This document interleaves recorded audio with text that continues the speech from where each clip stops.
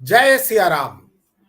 आप देख रहे जय हैं श्री राम। कैपिटल रेडियो अयोध्या और मैं हूं वात्सल्य राय। आज एक महान दिन है, खासतौर पर राम भक्तों के लिए, क्योंकि पिछली 5 शताब्दी के जो सबसे बड़े राम भक्त हैं, गोस्वामी तुलसीदास जी, आज उनकी जयंती है। गोस्वामी तुलसीदास जी कहते हैं, जब उन्होंने जन्म लिया तो जन्म लेते ही उन्होंने राम का नाम लिया और उनका नाम राम बोला हो गया। हालांकि जब उनका बचपन था तो बचपन में कई तरह के कष्ट, दिक्कतों को उन्हें सहना पड़ा, लेकिन अपनी अनन्य भक्ति की वजह से भगवान राम के लिए जो उनकी भक्ति थी, जो श्रद्धा थी, और हनुमान जी की उन पर जो कृपा थी, उसे लेकर उन्होंने साक्षात प्रभु श्री राम के दर्शन किए। और आज एक जो राम भक्ति की लहर पूरे देश और दुनिया में दिखती है, उसका बहुत हद तक श्रेय गोस्वामी तुलसीदास महाराज को जाता है। क्योंकि चाहे रामचरितमानस हो, विनय पत्रिका हो, दोहावली हो, गीतावली हो, हर घर में जो ग्रंथ नजर आते हैं और राम भक्ति की एक धारा प्रवाहित करते हैं, उनको रचने का श्रेय गोस्वामी तुलसीदास महाराज का ही है। हनुमान जी के भी वो अनन्य भक्त थे। हनुमान चालीसा, शायद ही उत्तर भारत में ऐसा कोई घर हो जहां हनुमान चालीसा जैसा महान ग्रंथ न हो और लोग उसका प्रतिदिन पाठ न करते हो। कम से कम मंगलवार और शनिवार को तो अवश्य ही पाठ करते हैं। गोस्वामी जी का जीवन बहुत समय, लंबा समय अयोध्या और वाराणसी में उनका समय व्यतीत हुआ। वहीं उन्होंने महान ग्रंथों की रचनाएं की। और ये सब वो कहानियां हैं जो मैं आपको बता रहा हूं और वो आपको भी पता होगी। उत्तर भारत में गोस्वामी तुलसीदास जी से बड़ा कवि, संत पिछली 5 शताब्दियों में शायद ही देखा गया हो। और हम सभी को उनकी लिखी कई चौपाई, कई रचनाएं भी याद हैं। अगर मैं अपनी बात करूं तो मुझे जो चौपाई हमेशा याद आती है और बार बार मैं उसका प्रयोग भी करता हूं, तुलसी यही संसार में भांति भांति के लोग, सबसे हिलिमिल चालिए नदी नाव संजोग। हालांकि ये जो चौपाई है, इसको लोग अपने भाव के हिसाब से बदल भी लेते हैं, अलग अलग अंदाज में उसका प्रयोग करते हैं। तो इतनी लंबी कथाएं हैं और हर व्यक्ति इसको, इनकी कहानियों को, गोस्वामी तुलसीदास महाराज की कहानियां उसे पता है, याद है, वो सुना भी सकता है। लेकिन कई उनकी ऐसी कहानियां हैं जो हम में से किसी को नहीं पता है। इसी के लिए हमने खास आमंत्रित किया है ब्रजनंदन गुरु जी को। स्वागत है गुरु जी आपका, नमस्कार। और बहुत बहुत धन्यवाद जो आपने अपने व्यस्त समय से हमें समय निकाल कर दिया है। आप स्वयं भगवान राम के, हनुमान जी के अनन्य भक्त हैं और उसी तरह आपके लिए, आपके अंदर एक श्रद्धा भाव हम देखते हैं गोस्वामी तुलसीदास महाराज जी के लिए भी। आज उनकी 527वीं जयंती है। तो हमने आपसे अनुरोध किया, आप व्यस्त थे, दूसरी जगह टूर कर रहे हैं, लेकिन इसीलिए हमने अनुरोध किया कि आज वो दिन है जब लोग चाहते हैं कि गोस्वामी तुलसीदास जी की ऐसी कहानियां, जो एक महान संत थे, वाराणसी में संकट मोचक मंदिर की स्थापना उन्होंने की और तमाम महान कार्य किए, लेकिन वो कहानियां जो दुनिया नहीं जानती है, वो कृपया आप बताने का कष्ट करें भक्तों को। और आपसे शायद ही कोई होगा। वात्सल्य जी, आपको हनुमान जी की तरफ से जय सिया राम आशीर्वाद, और सभी श्रोतागण को हनुमान जी की तरफ से बहुत बहुत आशीर्वाद और जय सीताराम। आज का दिन इस पृथ्वी पर 1511 ईस्वी अंग्रेजी के अनुसार 11 अगस्त आज ही के दिन इस धराधाम पर ऐसे महाकवि का जन्म हुआ जो त्रेता में वाल्मीकि जी थे। वाल्मीकि तुलसी भयो, तुलसीदास जी कोई और नहीं है ना। जी। अब उस कहानी के पीछे हम नहीं जाएंगे, लेकिन वाल्मीकि जी को श्राप के वशीभूत ही और इस कली काल में कलयुग के ताप से निवारण के लिए ही भगवान ने उनका दोबारा जन्म कराया। जी। तुलसीदास जी के साथ साथ उस समय तो भक्ति आंदोलन का समय था। मीराबाई, रविदास, रैदास, है ना, कबीर दास, तुलसीदास, है ना, समर्थ गुरु स्वामी रामदास, है ना, सूरदास जी, सूरदास, नामदेव जी, ज्ञानदेव जी, उस समय तमाम भारत के सभी भूखंडों में, है ना, महान महान संतों का आविर्भाव हुआ, जिन्होंने 1400 वर्ष अभी तक के मुस्लिम शासकों को झेला, है ना। ये भक्ति आंदोलन अगर नहीं होता तो शायद ये दिन जो हम लोग आज होता। जी बिल्कुल ना, जो आज हम लोग समय देख रहे हैं, ये समय शायद ही देखने को मिलता, है ना। जी बिल्कुल जी, तो तुलसीदास जी, कोई भी महापुरुष जन्म होता है तो उसके बचपन का जो जीवन होता है वो बड़ा ही विचित्र होता है। ठीक वैसे ही तुलसीदास जी के साथ हुआ। कहानी तो सब कोई जानता है। तुलसीदास जी जन्म लिए, उनके माता का देहांत हो गया। अब देखिए, बालक कितना प्रतापी है कि 32 दांत लिए जन्म हो रहा है, मुंह से पहला शब्द राम निकल रहा है। गांव वाले इस पर ध्यान नहीं दिए, है ना, कि जिस बालक के मुंह से पहला शब्द जन्म लेते ही राम, ये शब्द निकला, और मुंह में 32 दांत। माता गुजर गई, लोग उसको जो कवई भाषा में, है ना, कि अच्छा बच्चा नहीं है, राक्षस है, ये है वो है, तरह तरह की बातें अटकलें लगाने लगे लोग, है ना। कुछ दिन बाद पिता भी चल बसे। पिता उनके थे आत्माराम दुबे, माता जी थी हुलसी। अब ये 6 महीने का समय रहा होगा तुलसीदास जी का। उनके घर एक नौकरानी रहती थी, वो ले गई। 6 महीना तक वो भी परवरिश की, वो भी चल बसी। जी अब तुलसीदास को अछूत समझ के, राक्षस का अवतार समझ के, गांव वालों ने सुदूर जंगल में फेंक दिया कि उसी में ये सड़ जाए, मर जाए, इसको चील कौवा खा जाए। लेकिन वो तो अवतार लिए थे ना। जी तो भगवान के भक्त के जीवन में तरह तरह का कष्ट आता है, और भगवान ही उससे निस्तार भी करते हैं। जी जब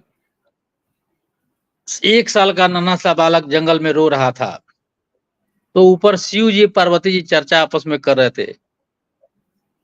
माता जी बोली कि प्रभु, आप तो कह रहे थे कि महान भगवान का भक्त, है ना, और आने वाले समय का, है ना, मार्गदर्शक जन्म ले चुका है, तो ये महान है, इसकी दुर्दशा तो देखिए, आपको दया नहीं आ रही है। जी भगवान बोले कि विधि का विधान है, लेकिन मैं तुमको आदेश करता हूं कि ये बच्चा जो है 3 दिन से भूखा है, अतः हे देवी, तुम जाके अपना दूध पिलाओ। ये देखिए, कहीं चर्चा में नहीं मिलेगा आपको, ये जी जी पुराणों में बिल्कुल मिलेगा, नहीं। जी है ना। माता पार्वती स्वयं भगवान शिव के आदेश पर, उनके कहने पर 3 दिन तक अपना स्तन पान कराएं तुलसीदास जी को, है ना। अद्भुत घटना। चौथे दिन भगवान शिव का आदेश हुआ। माता जी ने कहा कि प्रभु, ये कलयुग में ऐसा मत कीजिए, है ना, क्योंकि कली काल का समय दूसरा है। मुझे स्वयं जाकर जो है उस बालक को दूध पिलाना पड़ रहा है, ये उचित नहीं है, तो आप कोई और व्यवस्था करें।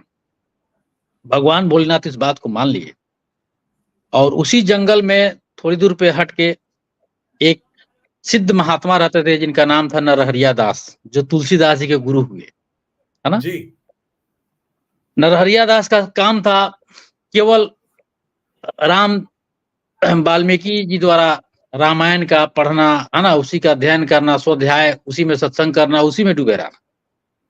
भगवान शिव ने उनको दर्शन दिया स्वप्न में, है ना, तेज प्रकाश जी के रूप में प्रकट हुए भगवान, और उन्होंने कहा कि हे नरहरिया दास, कुछ दूरी पर एक बालक पड़ा हुआ है, जो आने वाले समय में राम भक्ति का आंदोलन लाने वाला है ना, और तुमको उसका गुरु बनने का सौभाग्य प्राप्त होगा, है ना। वह बालक 1 साल का है, जाकर उसे उठा के अपने आश्रम पे लाकर रखो और उसका भरण पोषण करो।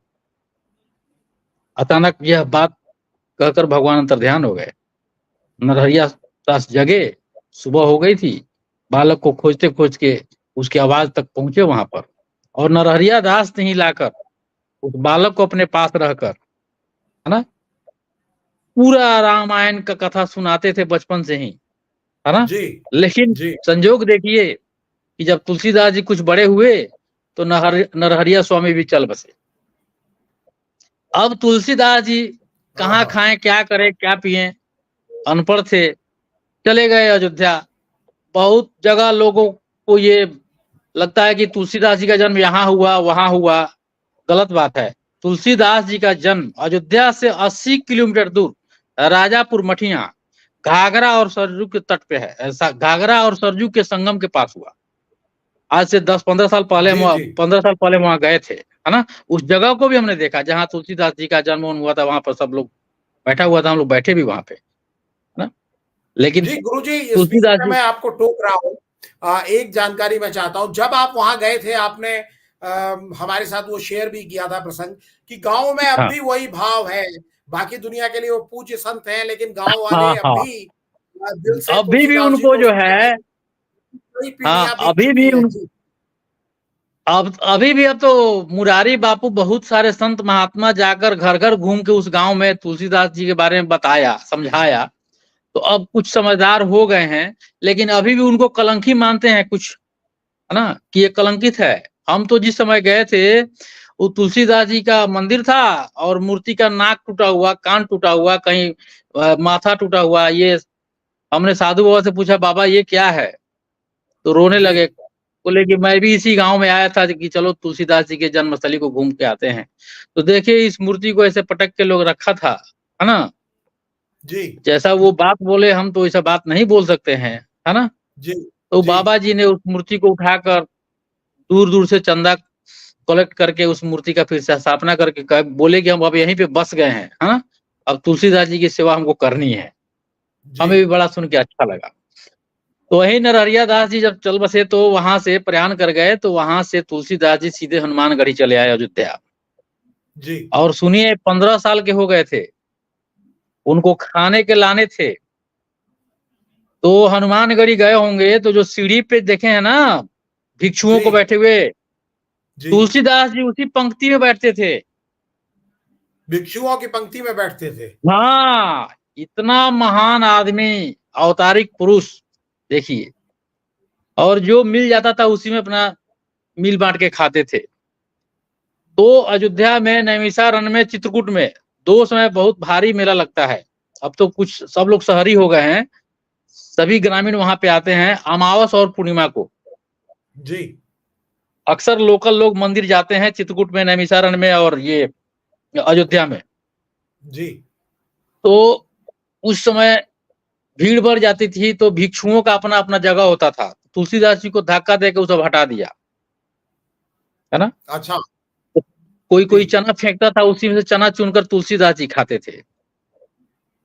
जब भिखमंगों ने उनको हटा दिया, वहां से दूर खदेड़ दिया, तब तुलसीदास जी रोने लगे। तो देखे ऊपर माथा पर 3-4 बंदर था। तो कहे क्या हंस रहे हो तुम लोग, हमको चिढ़ा रहे हो? बताओ इतने दिन से वहां पे हम बैठ के खाते थे, कुछ मिला था, हमको हो गया 2 दिन खाए हुए, अभी तक कुछ खाने को नहीं मिला है। ऐसा बात सुनकर लगभग हजारों बंदर एक साथ उस हनुमानगढ़ी के सीढ़ी पे सारे भिखमंगों को 2 किलोमीटर दूर जाके खदेड़ के आए, है अच्छा ना। हाँ, जी हाँ ये हाँ, तो अद्भुत प्रसंग है, 2 किलोमीटर अद्भुत। दूर। अद्भुत जी ये बात है। जी और फिर आगे तुलसीदास जी वहां बैठे, सब बंदर सब खुशी मनाए, है ना। उनके उनको देखकर ऐसा एहसास हुआ कि बंदर सब खुश हैं। और जी एक छत्रराज तुलसीदास जी का हुआ, है ना। तो उनका नाम बचपन का राम बोला था।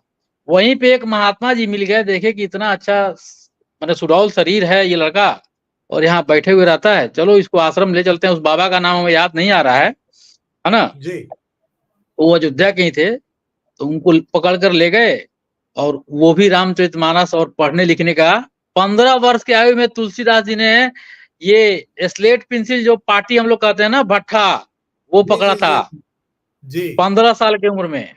और जी 71-72 साल की उम्र में उन्होंने रामचरितमानस को लिखना प्रारंभ किया, जी है ना।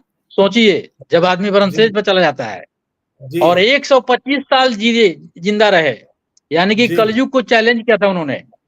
जी कलयुग में 100 साल से अधिक कोई नहीं जिंदा रहता है, तो 125 साल वो जिए। तो इस तरह से तुलसीदास जी का जीवन चक्र जो है उस महात्मा के पास अब एकदम आजादी से चलने लगा। वहीं से जी पढ़ाई स्टार्ट की तुलसीदास जी, है ना। उसके बाद उनकी शादी हुई, सब कहानी तो आप जानते ही हैं, जी है जी ना। कैसे ससुराल गए, ससुराल से फिर वो उनको वैराग्य जगा, है ना। और वहां से भागे भागे बनारस चले गए। बनारस में बहुत दिन तपस्या करने के बाद भगवान शिव का उनको दर्शन हुआ। जी तो भगवान शिव ने उनको कहा कि तुलसीदास तुम खुद से रामायण लिखो। तब तक तुलसीदास है ना अद्वितीय ज्ञान से, अद्भुत ज्ञान से परिपूर्ण हो चुके थे। तो जी तुलसीदास जी ने बहुत कठिन परिश्रम से 1 साल में संस्कृत में ही पूरा रामायण लिख दिया जी और खुश होकर उसको संभाल कर रख दिए सभी प्रतियों को कि भगवान शिव का आदेश है, कोई तो विश्वास करेगा नहीं, है ना, कि अब फिर भगवान शिव आएंगे तो उनको दिखाएंगे हम। जी अचानक एक दिन वो प्रति उनकी गायब हो गई, है ना। बहुत विचलित हो गए कि मैं भगवान को क्या जवाब दूंगा, कैसे उनको समझाऊंगा, क्या कहूंगा, मैं तो झूठा बन गया, भगवान का आदेश था, बड़ी मेहनत से हमने ये इस रामायण को लिखा था। जब विह्वल होकर रोने लगे तो भगवान प्रकट हो गए तुलसीदास जी के पास।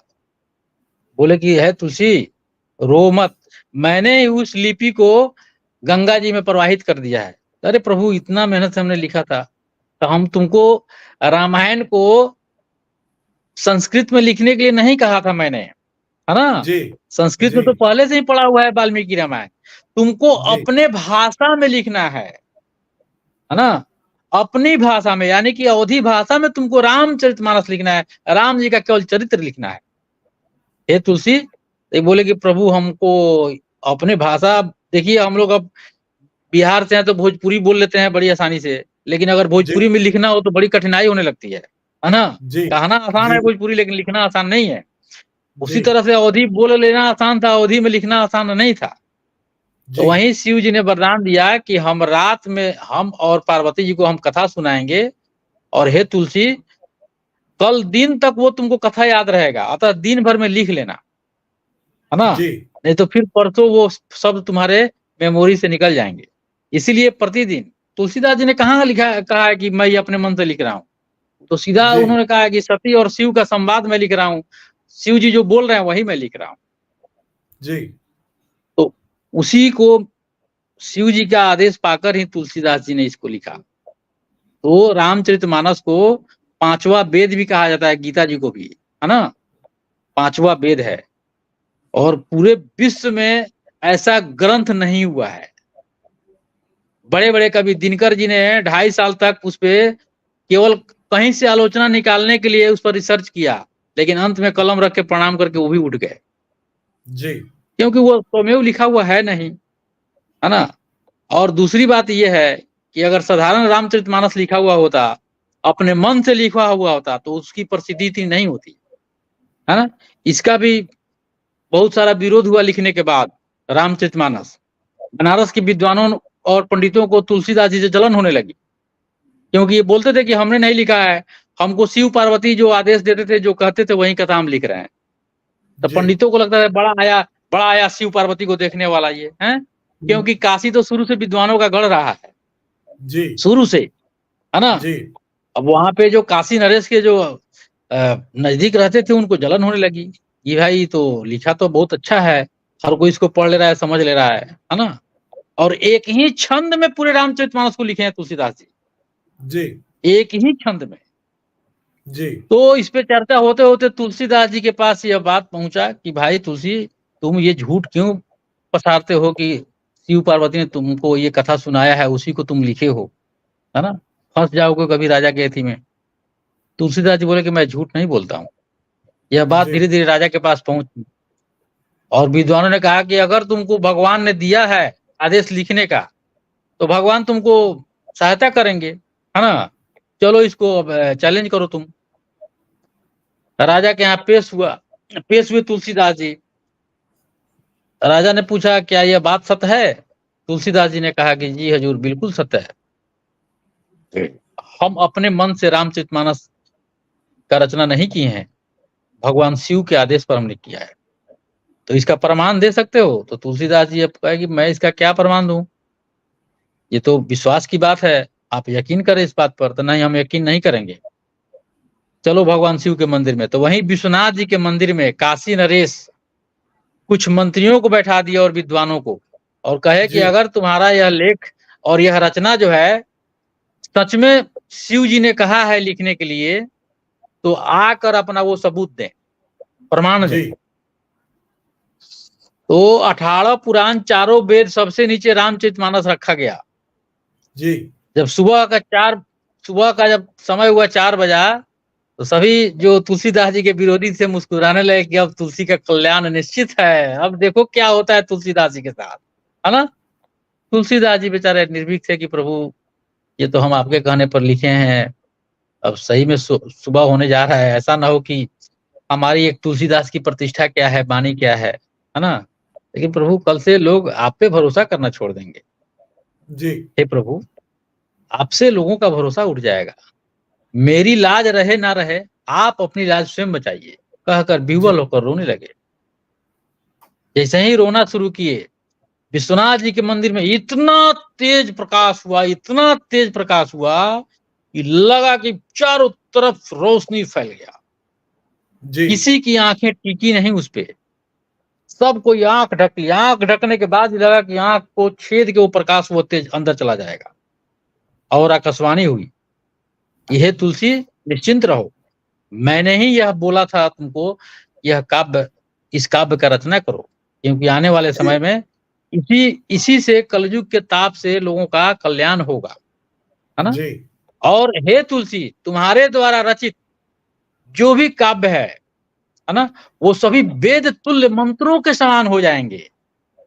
जी इतना कहकर, और उसी रामचरितमानस जो तुलसीदास जी के द्वारा लिखित है, वो आज भी है बनारस में रखा हुआ, है ना। जी जी शायद जी साल बिल्कुल, में वो एक बार मंदिर निकलता है, है। वो तुलसीनाथ के पास हाँ, वहां मंदिर तो में वो उसपे रखी हुई है तो जी उसपे जी विश्वनाथ जी का सिग्नेचर है, साइन है, जी सत्यम शिवम सुंदरम काशी विश्वनाथ, है ना। भगवान विश्वनाथ जी का सिग्नेचर है।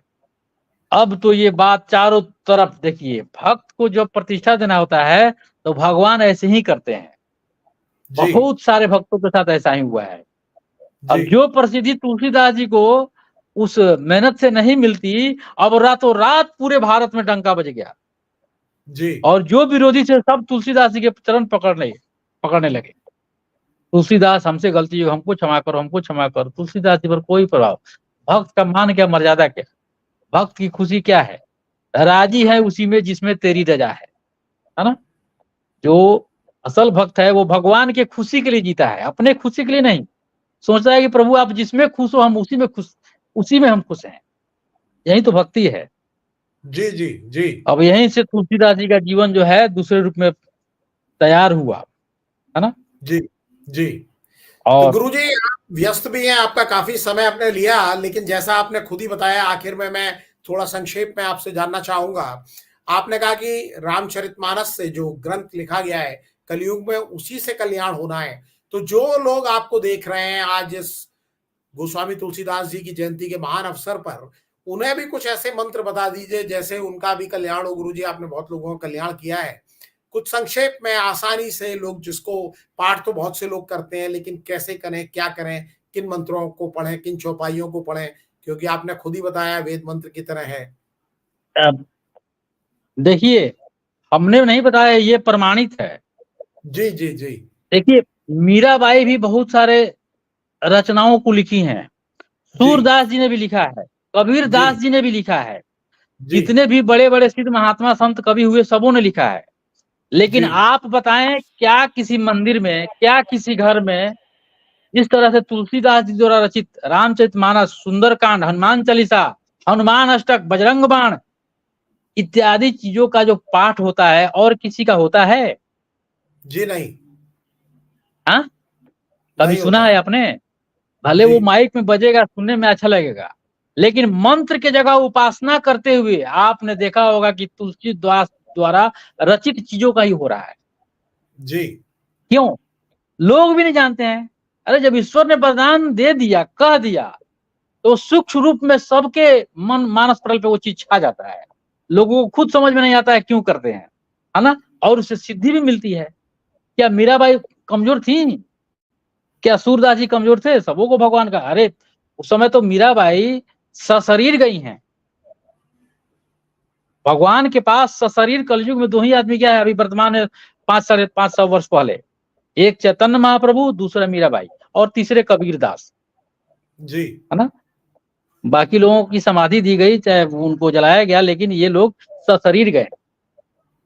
तो मानस का हर चौपाई ही सिद्ध है, और सिद्ध वेद तुल मंत्र के समान है ना।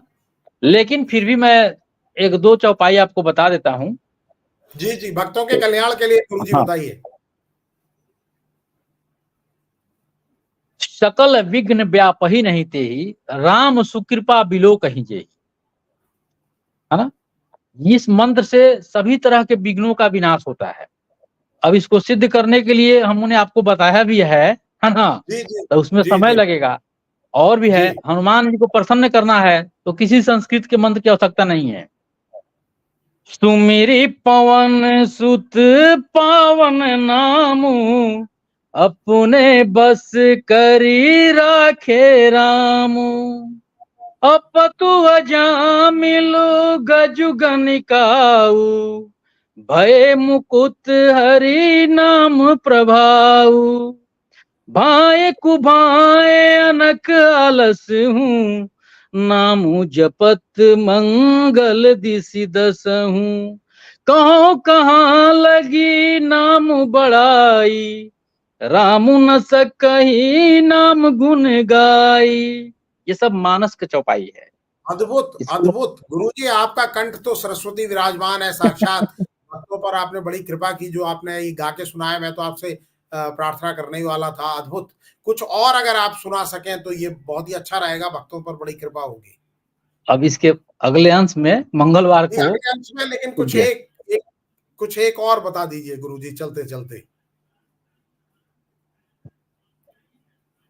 भक्तों को वैसे तो हम सुनवाते रहते हैं आपका, लेकिन एक लाइव में हो जाए तो बड़ा अच्छा रहेगा। एक वर्णन है सीधा में कि आशुतोष तुम औढ़र दानी, आरति जी हरऊ दीन जनु जाने, है ना। जी जी जी आशुतोष नाम जो है भगवान शिव का, यह बड़ा ही जी कल्याणकारी है। और कितना हो जी तनाव में रहे, है ना, आशुतोष शब्द का बार बार उच्चारण करेंगे, तनाव से आपको मुक्ति मिल जाएगी, है जी ना। और आरती का मतलब होता है आर्त, माने जो विनती करता है, जो दीन है ना, उसका संबोधन होता है। हम लोग आर्त मतलब, है ना, आरती हरहु दीन जनु जाने, है ना। हे प्रभु, जी हे आशुतोष भगवान, है ना, हमारे दुखों को हरिए, है जी ना। हम दीन है, हीन है, दरिद्र है, गरीब है। अरे अज्ञानता में तो हम लोग बहुत नीचे हैं, है ना। जी जो संसार है, जो दिख रहा है, रियल में वो है नहीं, और जो है उसे हम देख नहीं पा रहे हैं, है ना। तो जी अगले अंक में आपको विस्तार से हम बताएंगे, है ना। जी जी मानस जी के बहुत सारे चौपाई हैं, जिनको हम विधिवत बताएंगे कि किस मानस के किस चौपाई से क्या फल मिलता है, और जी कैसे इसकी सिद्धि की जाती है ना। जी और एक बार ही सिद्धि करने पर, है ना, उसके बाद वो जीवन भर फल देता है जी ना। विद्यार्थियों के लिए, शादी के लिए, रोग के लिए, है ना, धन के लिए, आयु के लिए, विघ्न सौभाग्य नाश के के लिए लिए। हमने बता ही दिया। जी जी गुरु जी। नहीं जी तो तुलसीदास जी की जयंती पर, महान संत की जयंती पर गुरु जी आपने समय निकाला। आप व्यस्त हैं काफी, लेकिन फिर भी आपने हमें वक्त दिया। बहुत बहुत आपका आभार, और सभी देखने वालों का भी आभार। तो फिर अगले किसी कार्यक्रम में गुरु जी से लाइव सीधे फिर मुलाकात होगी। सादर जय सिया राम। जय सिया राम, जय सिया राम।